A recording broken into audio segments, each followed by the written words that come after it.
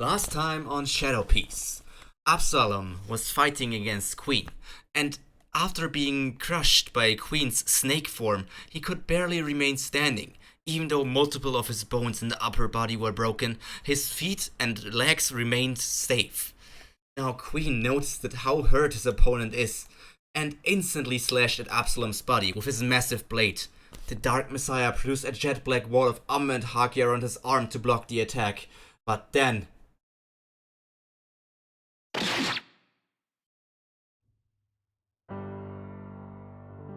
And now we return to Shadow Piece.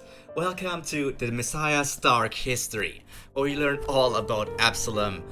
Now, Absalom screams out in pain as he feels and sees the lower part of his left arm fall to the ground.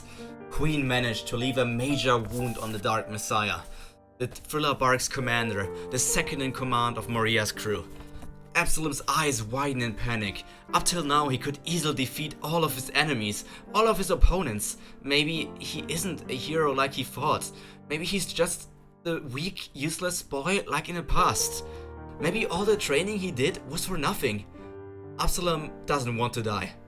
Absalom turns invisible and runs away from Queen, and flees from the performance floor and Queen and the Beast Pirates. While he is invisible, the blood dripping from his arm isn't, so Queen chases after him.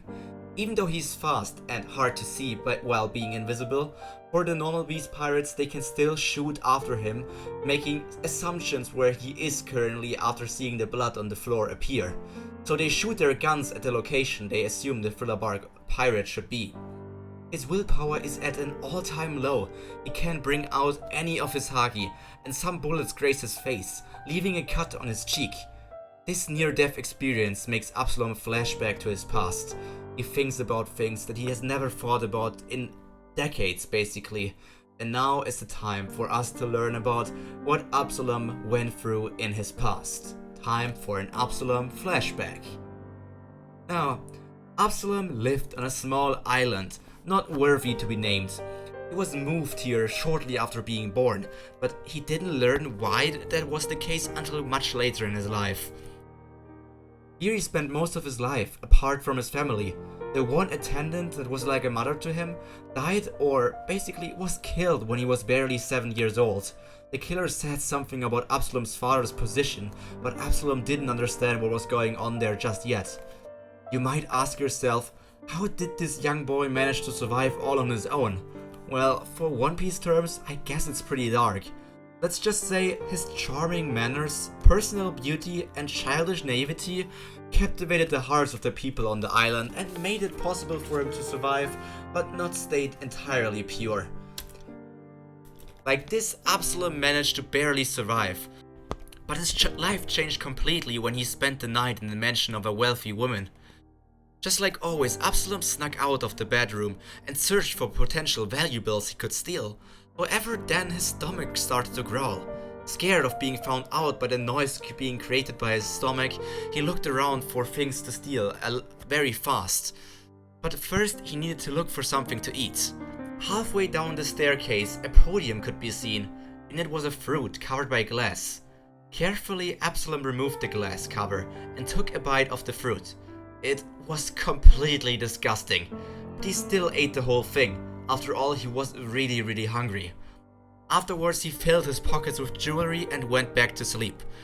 He knew it was dangerous to sleep while this was happening, but there have been cases of people thinking that they have just been robbed coincidentally while Absalom was also in their mansion. When early the next morning someone rushed inside Absalom's bedroom, they couldn't find him, but he didn't hide or run away. Subconsciously, his new devil fruit power got activated, and he turned invisible. With this, he had a good night's rest until the noise of people searching for him woke him up. Scared, he escaped the mansion with his loot and wanted to bring it to a place to sell. On his way there, he got knocked down by many people. It wasn't anything new for him to be pushed around by the people, but today seemed and felt worse, like he was completely invisible to the people. At the shop, he opens the door and yells at the shopkeeper that he has new jewelry to sell, but the shopkeeper reacts in a weird way. This was the start of the realization. The shopkeeper jumps up from his chair and instantly picks up his shotgun. Ghost! Get out of my shop! I don't want any cursed jewelry! Begone, ghost! Absalom runs away, thinking the old man finally turned crazy. That was until the scenario kept happening in multiple of the shops he visited. Something was up. Why could no one see Absalom? The young boy finally got an idea. He ran to a close-by lake and looked at his reflection. He freaked out, just like everyone else before. There was nothing. He didn't exist. He was gone. Was he really a ghost? At this stage of his life, Absalom didn't know what devil fruits even are, even if he already lived on the Grand Line. Don't even think that he also knows how to turn his newly gained powers off while being in a completely panicked state. While devil fruit powers get implanted into the ideas or in the minds of the people, Absalom is a child and nobody explained to him what a devil fruit is, and he's scared. Nobody can see him, nobody can even react to what he's doing, he doesn't know what's going on. But this doesn't change his will to live. Absalom always had a willpower to live. Not only did he want to continue living for the attendant that died for him, he also wanted to continue living for himself and show the world that he can grow to sizes that are not imaginable by many of these people. While invisible, he managed to survive by stealing food and drinks. And there was no reason to earn any money anymore, so there was no reason to steal anything either. It was only a matter of having something to eat and drink. But the lack of human contact took a toll on his mental health. The only pleasure he had was sneaking into the woman's bath when it was bathing day for the town. That was the only thing that kept the young boy happy, basically. Absalom was in a dark place, going as far as creating uncountable imaginary friends and dreaming about finding love every single night. 2 years went by without talking to any humans. That is a lot if you think about it. One day, a carriage from the royal family of the region came to Absalom's home island. Inside of the carriage was the princess of this region. The people were excited to be visited by the beautiful princess, one of the most beautiful people in the entire world, but they were all unsure why she would travel to such a small village. So they asked her. And Princess Tamar revealed that she heard 2 rumors. One about a very handsome young boy who apparently had lived in this village. And the second rumor started when the boy mysteriously disappeared. A ghost traveling through the village, having the same voice as said boy. Most of the people in the village just thought Absalom died and turned into a ghost. The princess, however, knew more. Tamar forms a circle with her thumb and index finger and puts it over her eye. The people applaud randomly as this was the princess's signature pose, and they all thought she was just putting up a show to amuse the people. Absalom as well, he claps even though he can't be seen. The now 9-year-old boy inched closer to the spectacle, staring at the beautiful young woman. She had a gorgeous long blonde hair and mysterious silver eyes. He had never seen such a beautiful woman before, and if this would be the woman he could love in the future, he wouldn't be against it either. When one of the adults bumped into Absalom and knocked him to the ground, Tamar notices him. The woman instantly starts crying and rushes over to Absalom before embracing him. "You look just like our father. I was only grasping at straws, but you really are still alive. My little brother." Absalom is shocked by her statement. He was just attracted to his apparently actual sister? The regular people are even more shocked as the princess was hugging an invisible creature, claiming it was the long-lost prince. The people from the Shikaru kingdom hid their confusion in another round of applause and congratulations, even though they didn't know what was happening. Tamar grabs Absalom by the hand and pulls him into the royal carriage. In there, she explains to the young boy that he ate a devil fruit and that's why he turned invisible. She had eaten a different fruit, allowing her to see things normal people couldn't see. But she also told Absalom that he shouldn't call them devil fruits when they are back home, as their family is very religious. Everything related to devils is a no-go. Absalom still needed some time to understand. The whole situation was just way too weird for him. He is some sort of prince? But why was he away from his family?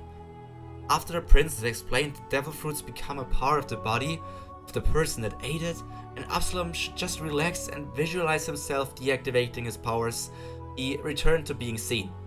It worked. After being invisible for years, Absalom can finally see his own body for the first time and forever, and his sister can actually see him without using her own powers. This is a moment that would go down in history of the kingdom.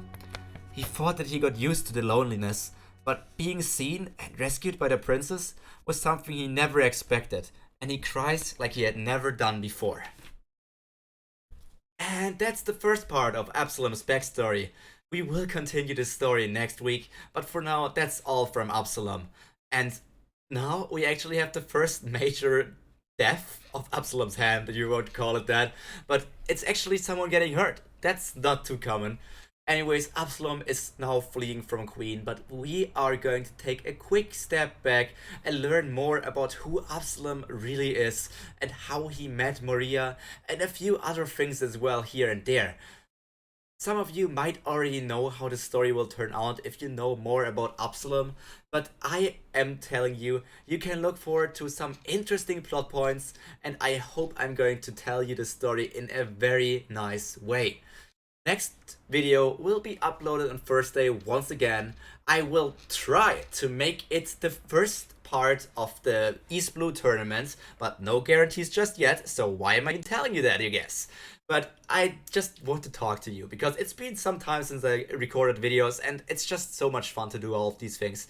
So that's it from me for today, and all that's left for me to say is stay healthy, stay happy, and most importantly, stay cultured. We will see each other in the next video, and Pyro out.